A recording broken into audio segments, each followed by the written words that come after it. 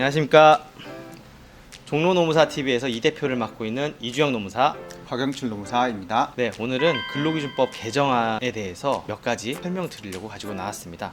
좀 많이 바뀌었어요. 여러 가지 바뀌었는데 제가 관심 있는 부분, 특히 여러분들께 알려드릴 만한 꿀팁 정도로만 몇 개 가져와서 설명드리도록 하겠습니다. 크게 두 가지로 나눠볼 수가 있어요. 3월 본회의를 통과한 안건, 시행이 된다는 거죠. 그 안건과 환노위를 통과한 안건, 바뀔 수 있는 가능성이 있는 법률안들이 있습니다. 몇 가지의 근로기준법 개정안을 설명드리도록 하겠습니다.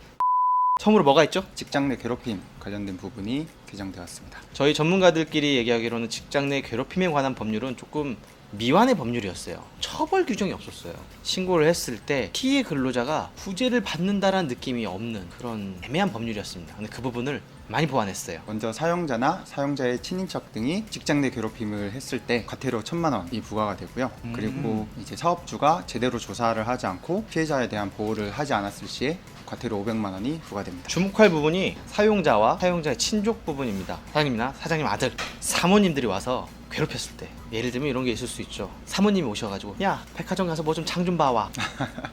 그럴 수 있어요. 네. 난 분명히 사장님 비서로 운전기사로 왔는데 갑자기 우리 아들 좀 픽업 좀 해줘요, 뭐 이런 거. 또 기타 등등 여러 가지 사건이 있을 수 있습니다. 과태료를 부과할 수 있도록 규정이 들어갔고요. 6개월 후에 시행되니까 아마 10월 경에 시행이 되겠죠. 아주 바람직한 개정안이라고 보여집니다.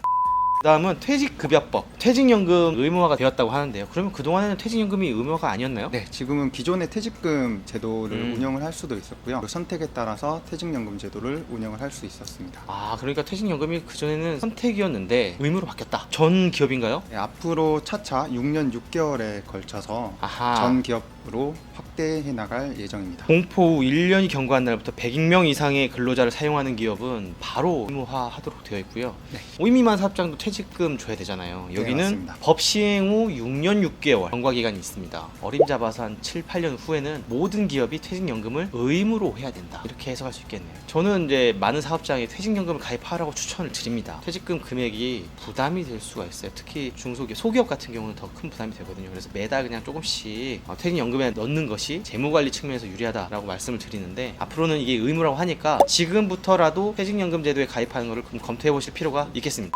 그 다음은 임금채권보장법 개정입니다. 먼저 체당금이라는 명칭이 체불임금 등 대지급금으로 바뀌었고요. 아, 이건 진짜 바뀌었어야 돼. 체당금이라는 단어 자체가 굉장히 어려워요. 밑에 자막으로 나가고 있습니다. 체당금 한자어인데, 근데 이 단어를 잘 몰라요, 체당금을. 그래서 체불임금 등 대지급금, 아 좋죠, 대지급금, 대신 지급해준다. 정부가 대신 네.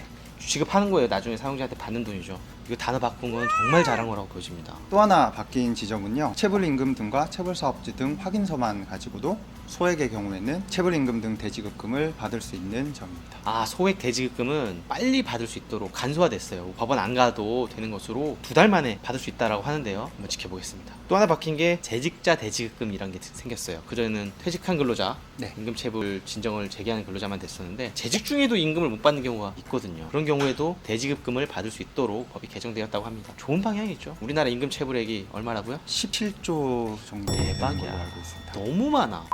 그 다음은 대학원생 산재보험 가입입니다. 대학원생이었죠, 과거에?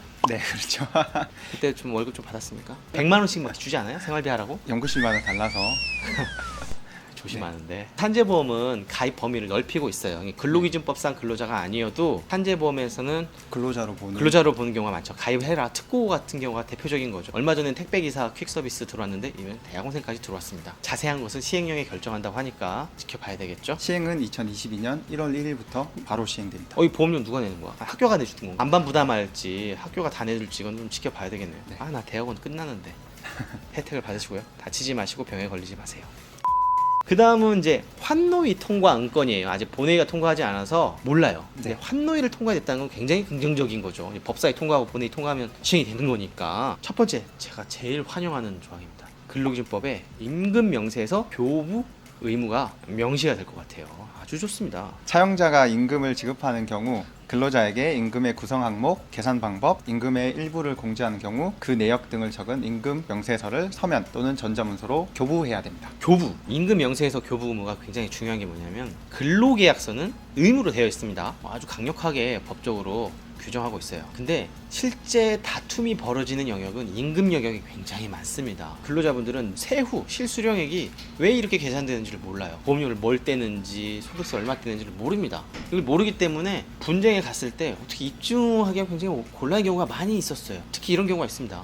국민연금 같은 경우에 두루누리 지원금이라고 알죠. 네. 국민연금 보험료의 10%에서 40%까지 많이 지원해주는 두루누리 지원금이라는 제도가 있는데 사업주에만 지원해주는 게 아니라 근로자한테도 지원이 돼요. 문제는 뭐냐? 많은 사업주분들이 이거를 근로자분들한테 지원 안 해주고 다 떼요. 그 혜택을 본인이 다 받는 거죠. 근데 이건 고의로 그런 게 아니라 몰라서 그런 분들이 많아요. 그러니까 우리 노동청을 가든지 노동위원회 가든지 이런 분쟁이 발생했을 때 급여 명세서가 있냐 없냐로 가지고 굉장히 분쟁이 빨리 해결될 수 있다는 장점이 있습니다. 꼭 통과가 됐으면 좋겠어요. 특히 이게 이제 근로기준법에 들어왔다는 건 노무사가 할 수 있다는 거죠. 다른 분들이 써주면 공인노무사법 위반이 될 수 있습니다. 그러니까 급여 명세서는 꼭 공인노무사의 확인이 필요할 것 같습니다.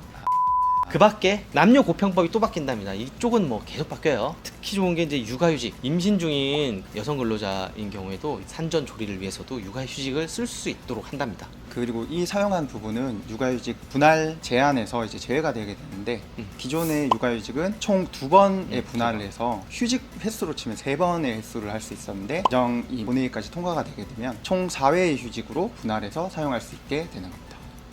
아주 좋네요. 육아휴직을 좀 자유롭게 분할해서 사용할 수 있도록 법이 개정이 된다고 합니다. 또 하나 주목할 거는 이제 고용에서의 성차별 또는 직장 내 성희롱에 관련된 판단을 노동위원회에 산다라고 들어와 있어요. 그래서 적극적으로 행정명령을 내릴 수 있도록 노동위원회로 그 권한이 신설된다고 합니다. 저는 바람직하다고 보여져요. 성희롱이다 아니다 판단을 할 수 있는 데가 없었어요. 노동위원회로 그 기능을 가져오면은 보다 효과적으로 이 문제를 해결할 수 있지 않을까 생각이 듭니다. 지금 직장 내 괴롭힘이 없는데 저는 괴롭힘도 같이 들어갔으면 좋겠어요. 이거 노동위원회에서 해결해야지.